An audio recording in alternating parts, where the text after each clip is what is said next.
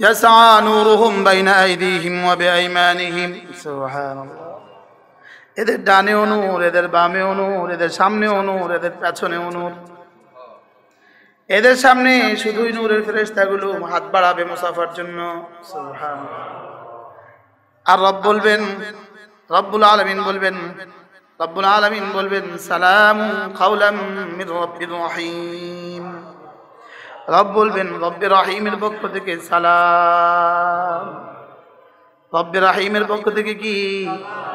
তোমরা দুনিয়াতে সালামের ঘরে গিয়েছ, এই জন্য এখানেও তোমরা দারুস সালামে থাকবা। তোমরা দুনিয়াতে আল্লাহু আকবার কাবীরা সালাম নামাজ শেষে বলেছিলে আসসালামু আলাইকুম ওয়া রাহমাতুল্লাহ, আসসালামু আলাইকুম ওয়া রাহমাতুল্লাহ, জাযাউল আমাল বিজিনসিহি। তুমি প্রতিদিন সালাম দিয়েছিলে, এজন্য এখন সালামের ঘরে ঢুকো। সুবহানাল্লাহ। দারুস সালামে ঢুকো। কোন ঘর? দারুস সালামে ঢুকো। তুমি প্রতিদিন 5 ওয়াক্ত নামাজে আলহামদুলিল্লাহি রাব্বিল আলামিন পড়েছিলে, এজন্য এখন দারুল হামদে ঢুকো। সুবহানাল্লাহ। এখন হামদের ঘরে ঢুকে যাও। ওটা হামদের ঘর, ওটা সালামের ঘর। সুবহানাল্লাহ। আল্লাহু ইয়াদউকুম ইলা দারিস সালাম। ওটা কি? দারুস সালাম। ওটা কি বলেন? দারুস সালাম। দারুস সালাম। পৃথিবীতে এক দেশের রাজধানী আছে দারুস সালাম। কি? এক দেশের রাজধানীর নাম আছে কি? দারুস সালাম। হ্যাঁ। আরেক দেশের রাজধানী আছে আবুজা। আবুজা কি? আবুজা। তো এক জান্নাতের নাম হলো দারুস সালাম। এজন্যই নামাজ শেষে পড়ো আল্লাহুম্মা আনতাস সালাম ওয়া মিনকাস সালাম তাবারাকতা ইয়া যাল জালালি ওয়াল ইকরাম। এজন্যই এখানে তুমি বলেছো আমি সালাম, ওখানে দিব তোমাকে দারুস সালাম, আর সকাল সন্ধ্যায় দিব আমি সালাম। সালামুন কাওলাম মির রাব্বির রহিম। জান্নাতে দুনিয়ার দুটো শব্দ শুধু চলবে, 2 শব্দ। একটা হলো আসসালামু আলাইকুম, আরেকটা হলো আলহামদুলিল্লাহি রাব্বিল আলামিন। আলহামদুলিল্লাহি রাব্বিল আলামিন। এই শব্দ কোথায় চলবে বলেন? এই শব্দ জান্নাতেও চলবে। সুবহানাল্লাহ। এই শব্দ কোথায় চলবে? এজন্য জান্নাতের দুনিয়ার কয়টা শব্দ চলবে? কি কি? وقالوا الحمد لله الذي صدقنا وعده وأورثنا الأرض نتبوأ من الجنة حيث نشاء। রব্বুল আলামিন সকালে আর সন্ধ্যা জিজ্ঞেস করবেন কেমন আছো? কি জিজ্ঞেস করবেন বলেন? আচ্ছা কেমন হবে? রব যদি জিজ্ঞেস করেন কেমন আছো, তো কেমন হবে?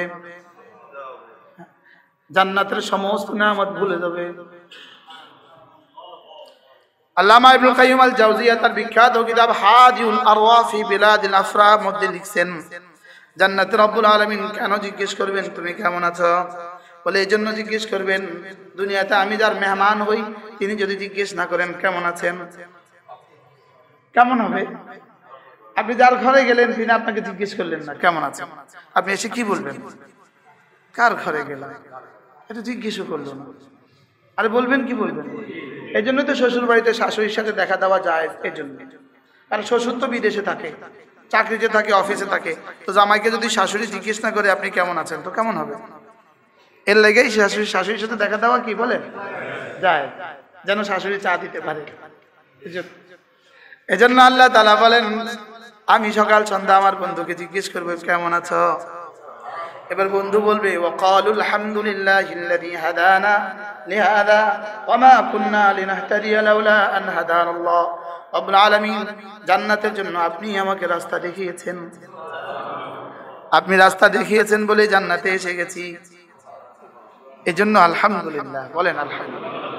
জান্নাতে আলহামদুলিল্লাহ শব্দটা বান্দার জবান থেকে এভাবে বের হবে, দুনিয়াতে যেভাবে নাক থেকে নিঃশ্বাস বের হয়, নিঃশ্বাস বের হইতে যেমন বান্দা টের পায় না, জান্নাতে আলহামদুলিল্লাহ বের হইতে বান্দা টের পাবে না।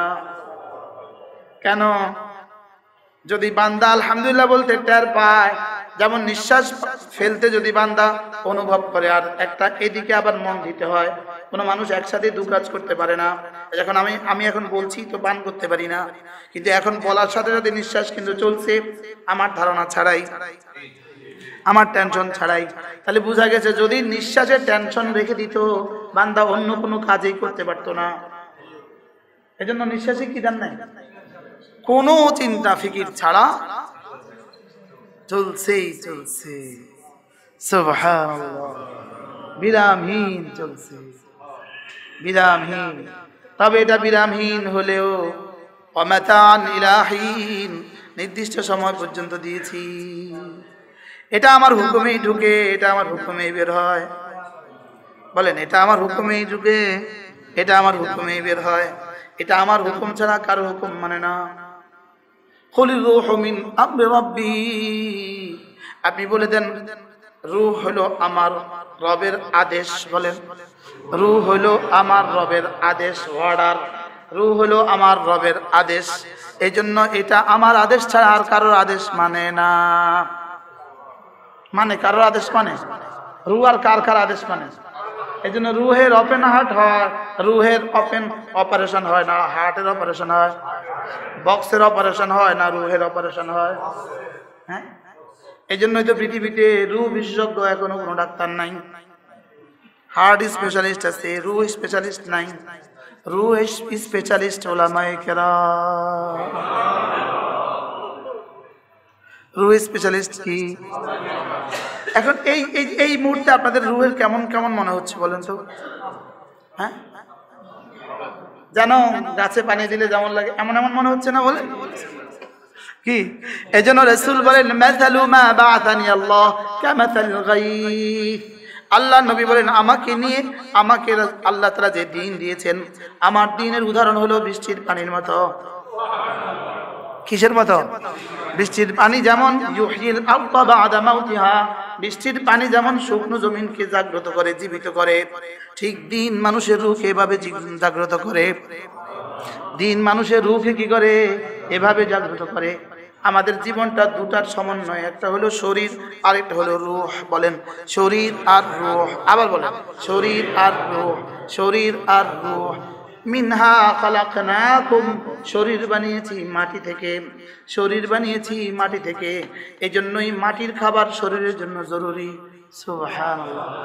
শরীর বানিয়েছে কোত্থেকে? মাটি থেকে। এই জন্য সমস্ত খাবার কোত্থেকে আসে? মাটি থেকে। মাছ কোত্থেকে? মাটি থেকে। মুরগি কোত্থেকে? মাটি থেকে। ফলমূল কোত্থেকে? কেন? মাটি থেকে আসা শরীরের জন্য মাটি থেকে আসা খাবার ছাড়া হবে না। মাটি থেকে আসা শরীরের জন্য মাটি থেকে আসা খাবার ছাড়া হবে না। এই জন্য কুলু মিনহা, জমিন থেকে উৎপাদিতটা খাও। সুবহানাল্লাহ বলেন। খালাকনা, হ্যাঁ, মিন তুরাবিন, তোমাকে মাটি বানিয়েছি মাটি থেকে, এই জন্য জমিন থেকে উৎপাদিতটা খাও। এবার রূহ কি জিনিস? কুলির রূহু মিন আমরি রাব্বি, রূহ এসেছে আসমান থেকে, রূহ এসেছে আরশ আযীম থেকে। রূহ থেকে, আবার বলেন রূহ থেকে। এই জন্য মাটি থেকে খাঁচাটা বানিয়ে 4 মাসে রব্বে কারীম রূহ ফুঁকে দিয়েছেন। ওয়া নাফাখনা ফীহি মির রূহি, আমি তাকে আমার রূহ থেকে একটু ফু দিয়ে দিয়েছি। সুবহানাল্লাহ। 4 মাস আগে লড়ছিল মায়ের পেটে?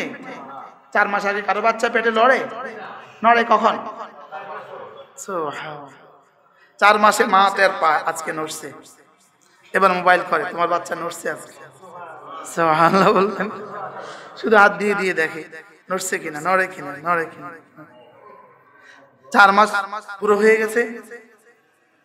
আল্লাহ বলেন জিবরিল যাও যাও, ওকে ফু দিয়ে দাও, নড়ে। সুবহানাল্লাহ। তাহলে রূহ কোত্থেকে আসা? এই জন্যই তো জমিনে রূহ নিয়ে এখনো কোনো বিজ্ঞান আবিষ্কৃত হয়নি। রূহ নিয়ে কোনো গবেষণা এখনো হয়নি। রূহ মোটা না চিকন এটা আবিষ্কৃত হয়নি। রূহ কালো না সাদা এটা আবিষ্কৃত হয়নি। সুবহানাল্লাহ। রূহ দৈর্ঘ্য কত এটা জানা যায় না, রূহ প্রস্থ কত এটা জানা যায় না, রূহর গভীরতা কত এটা জানা যায় না। এই নিয়ে রূহ নিয়ে কোনো বিজ্ঞান নাই, রূহ নিয়ে কোনো চর্চা নাই, রূহ নিয়ে কোনো পরিচর্যা নাই, রূহ নিয়ে কোনো চিকিৎসা নাই। এজন্য রূহ specialist, there is no any doctor রূহ স্পেশালিস্ট। কি হয় বলেন? রু স্পেশালিস্ট আছে, অ্যাপোলোতে লেখা আছে, সব ডাক্তারদের নাম লেখা আছে না? আছে, সব বড় বড় হাসপাতালে আছে কিনা বলেন? আমাদের এই হাসপাতালে আছে না, লেখা আছে না? রু স্পেশালিস্ট আছে। হ্যাঁ, এখন পর্যন্ত আর একটা স্পেশালিস্ট নাই, জিহ্বা স্পেশালিস্ট নাই। বলেন জিহ্বা স্পেশালিস্ট নাই। সেক্রেটারি সাহেবের বিশ্বাস হয় না, জিহ্বা স্পেশালিস্ট নাই। বলেন, দেখেন নাক কান গলা, একদল না দুই দল, একজন।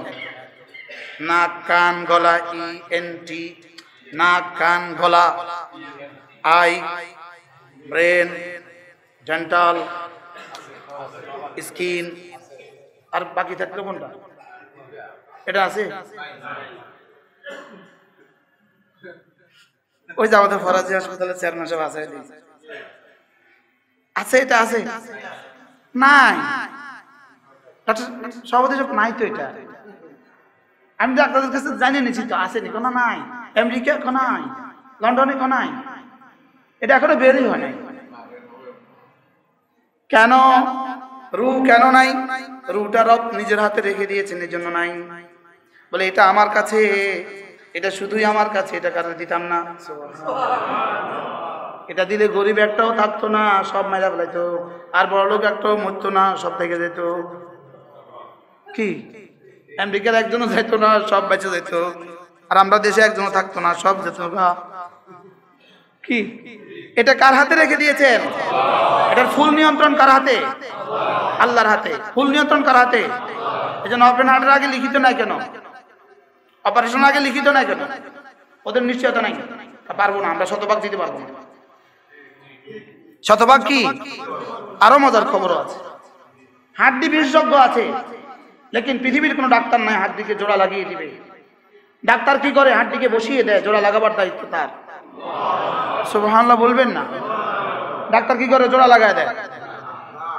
ডাক্তার জোড়া লাগায় দেয়, ডাক্তার শুধু জায়গায় জায়গায় বসিয়ে দেয়, খাঁচে খাঁচে বসিয়ে দেয়, বাকি কয় এবার যান, 1 মাস পরে আশা করা যায় জোড়া লেগে যাবে। সুবহানাল্লাহ বলেন। 2 মাস পরে কি জোড়া লেগে যাবে, যান। আমার অপারেশন করছে হিন্দু ডাক্তার পঙ্গুতে, তো তিনি আমাকে বললেন হাড্ডি জোড়া তিনি লাগান যিনি হাড্ডি বানিয়েছেন। পরে আমি তো হাদিসে পেয়ে গেলাম, রাসূল বলেন ইয়া জাবিরাল আজমিল কাসীর, হে ভাঙ্গা হাড্ডি জোড়া লাগানে ওয়ালা, হে ভাঙ্গা হাড্ডি জোড়া লাগানে ওয়ালা। ভাঙ্গা হাড্ডি জোড়া লাগায় কে বলেন? এটা কারোর হাতে কি করেন নাই? তাহলে সব ভাঙ্গা দিত, আবার জোড়া লাগায়। এজন্য এটা জোড়া লাগায় কে? তবে জোড়া লাগাবার স্পেশালিস্ট আছে, আছে না নাই বলেন? আছে। অর্থোপেডিক্স আছে না? আছে, লেকিন জোড়া লাগাবার কি নাই? ক্ষমতা নাই। এটা রেখে দিয়েছেন আল্লাহ তাআলা তার নিজের হাতে। কিছু কিছু তার নিজের হাতে রেখে দিয়েছেন, সুবহানাল্লাহ। কিছু কিছু তার নিজের হাতে কি রেখে দিয়েছেন আল্লাহ। তাহলে জিহ্বা স্পেশালিস্ট কেন নাই? জিহ্বা বানিয়ে রব বলেছেন তোমার কাজ হলো বেশি বেশি জিকির করা, তোমার ডিউটি বেশি বেশি জিকির করা।